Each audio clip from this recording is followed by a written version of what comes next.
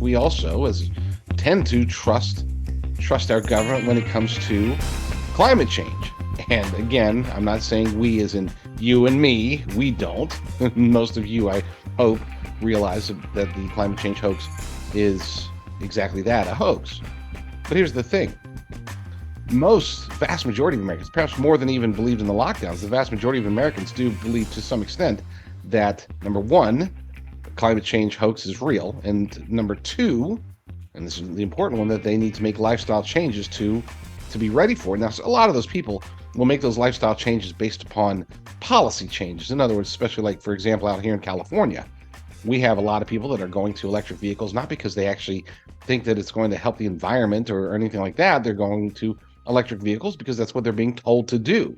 They're being warned, hey, by 20 whatever, we're going to eliminate all gas cars from the road, and we're going to get rid of all the gas stations, and so you better go ahead and get used to it. They're normalizing this push for electric cars.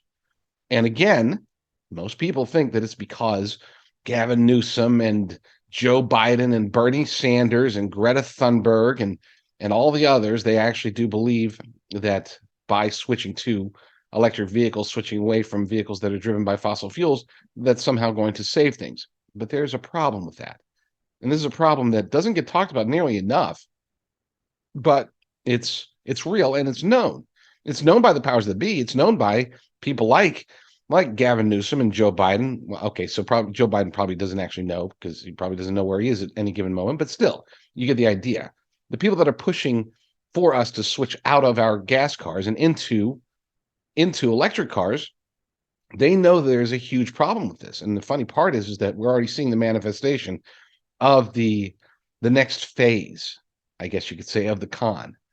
You see, there isn't enough lithium available for the powers that be, for them to be able to replace all the cars with gas cars. So are they really trying to eliminate gas cars for the sake of the environment? Or is this just a control measure? I would say it is definitely the latter.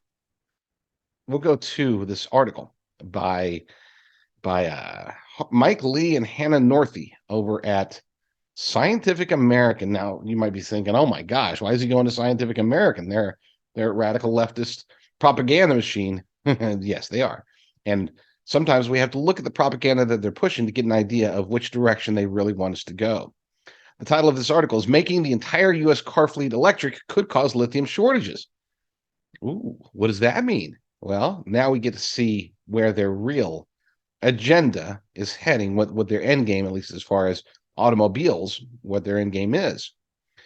According to the subtitle, converting the existing U.S. car fleet to electric vehicles would require more lithium than the world currently produces, showing the need to move away from private cars as a primary means of travel. Boom, there it is. There's your agenda, folks. This is why they're pushing laws that are going to outlaw the use of gas cars. This is why you have not just California, other states are starting to adopt the California way. I don't know why California became the gold standard for leftists to decide how to penalize people for their automobile use, but that has been the case for decades, and now it's happening again. According to this article, and I laugh because this article is awful, but hey, sometimes we have to dive into the dirt to see which path they're trying to take us. The transition to electric vehicles could lead to lithium shortages unless the United States and other countries overhaul their transportation system and move away from private cars as the primary means of travel. Simply converting the existing U.S. car fleet to battery-powered electric vehicles, for example, would require 3 times more lithium by 2050 than the world currently produces, according to new research from the University of California, Davis and the Climate and Community Project. A spike in lithium demand could cause other problems too, such as greater environmental damage. What? Wait, what? I thought that it wasn't supposed to cause greater environmental damage. I thought we were switching to lithium-powered cars because it was supposed to save the environment. What? What is Scientific American saying? Greater environmental damage and worsening international tension over supplies of the metal, which is primarily mined outside the United States. I like how they put that, outside the United States. It's China, okay? This is whatever. The report argues that broader changes in the transportation system combined with intensive recycling of lithium batteries could drastically cut into lithium demand.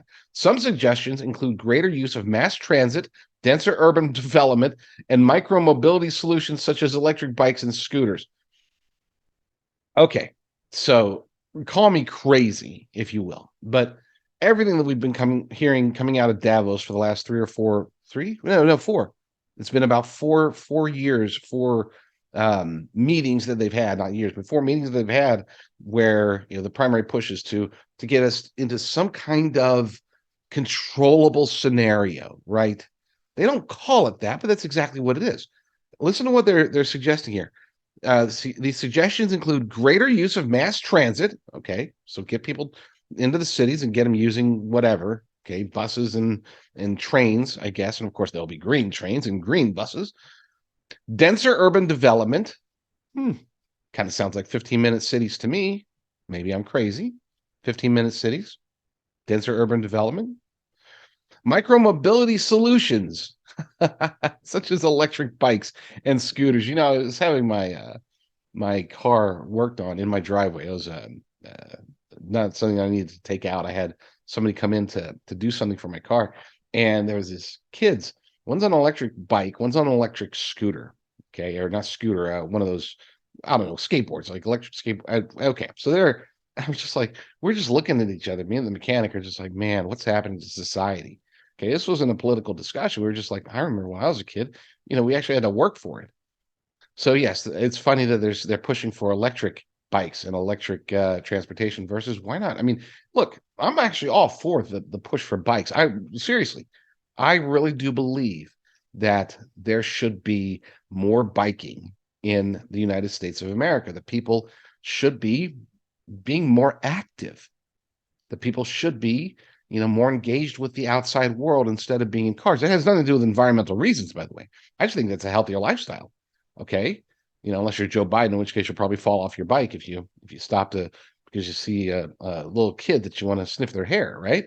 So don't be Joe Biden, but yes, ride your bike more. Get a bike if you don't have one. If you live in an area where that allows. But here, they're not calling for more bikes because you know what? If they were to call for more bikes, that would mean a population that needs to use more energy because they're using more personal energy, right? And then they might become healthier, and they don't want that. The powers that be, they don't want that at all. No, no, no, no, no. Point being is that this push, they're saying on one hand, we need everybody to be in electric vehicles. On the other hand, hey, we can't have everybody in electric vehicles, at least not personal electric vehicles. So why don't we just transition everybody into denser population areas where they can use these electric bikes and mass transit? They don't even have to own a car. They don't have to own anything. They can own nothing. And they can be happy, and we can control them because there's going to be millions, hundreds of thousands, or millions of people in these little areas that are so congested, so dense. It'll be easier to control them. They'll be we can control the pollution. That it'll be easier for us to distribute our lab grown meat and bugs. And the bread lines might become a problem, but hey, as long as we have fewer cars on the road, because they're gas cars will have been outlawed by then. Hey, everybody's going to be happy. This is going to be great. At least everybody that's calling the shots, the powers that be. Folks, it is time, if you're not awake yet, to all the various cons out there. Today's show isn't really just about don't trust your government. It really is more about trying to understand what our governments are doing to us and why. This isn't just about power. We have to stop thinking along the lines of, oh, every politician is just out there, or most politicians are out there just trying to get rich and trying to be special and craving power. That's not always the case. I'm not saying that's not the reason that they're doing it per se, but that's not the reason for their actions. Okay, they might get into politics for the sake of power and money, but not all of their actions today are based around advancing those particular goals. Today, so many of our politicians, and it's not just Democrats, by the way, it is many, many Republicans. So many of our politicians have been co-opted. They've been compromised. They've been one of the three Bs, either blackmailed, bullied, or bribed into doing the bidding of the globalist elite cabal. And it's not a hard push. It's not like, hey, we're going to expose your terrible sex crimes We got this video. We're going to expose this terrible sex crimes unless you vote to mass murder a bunch of people. No, they're not selling them that. They're saying, hey, you know what? We need you to be pushing for this reduction of carbon emissions. We need you to be embracing, take it from a Republican perspective, even. We need you to kind of try to coax your caucus, your people, your constituents into believing that they should be driving electric cars, okay?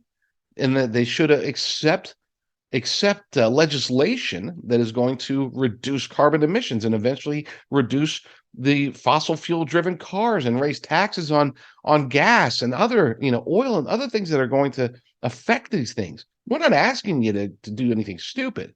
We're just telling you that if you continue to if you don't get on board and start pushing climate change, number one, we're going to release this. Number two, you'll be out of office, and maybe if we just can't do any of that stuff, we'll just kill you.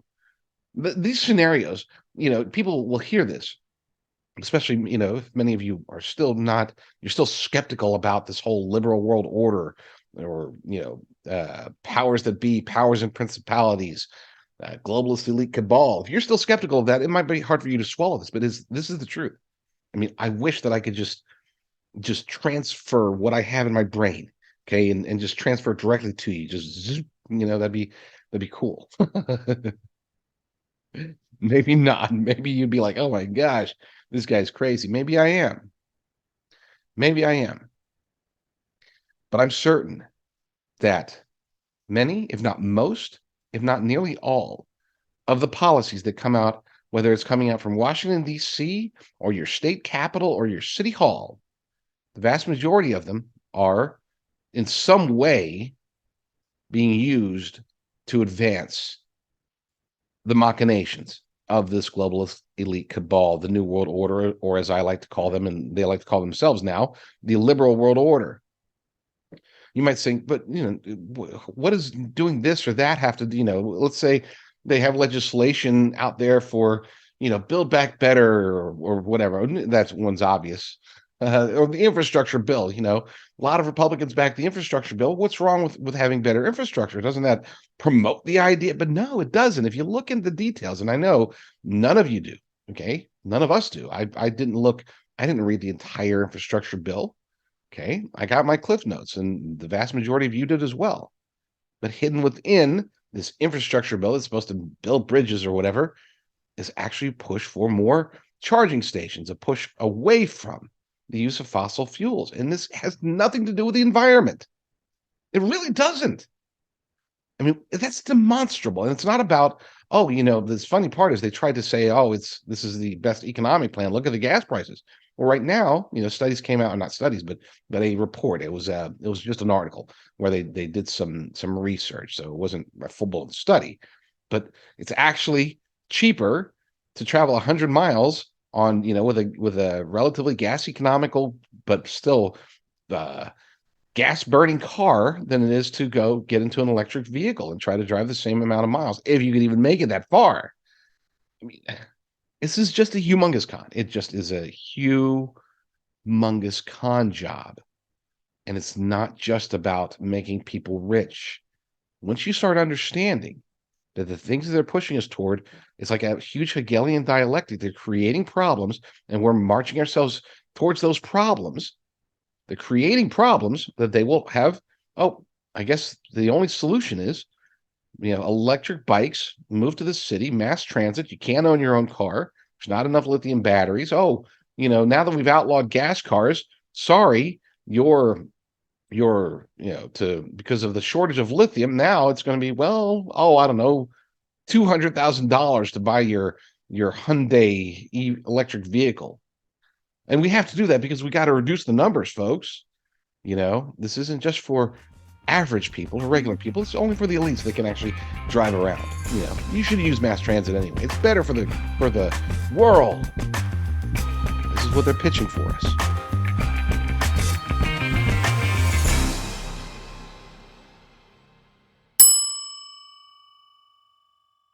Anyone who's watched my show before knows that I am not a financial advisor, thank God.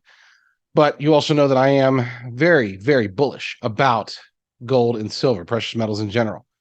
And I do believe that it behooves us, considering the state of the economy, it behooves all of us to move whatever we've got, whether it's retirement accounts, various types of retirement accounts, investment portfolios, whatever, even just cash in the bank, moving as much of it as we can to physical precious metals, whether having it shipped to your door or through what's called a self-directed IRA, which I like a lot. Now, there's a lot of companies out there that do it, but the vast majority of them are the executives are either donating to the Democrat Party because it behooves them to do so, or they're working with proxies of the Chinese Communist Party, or both.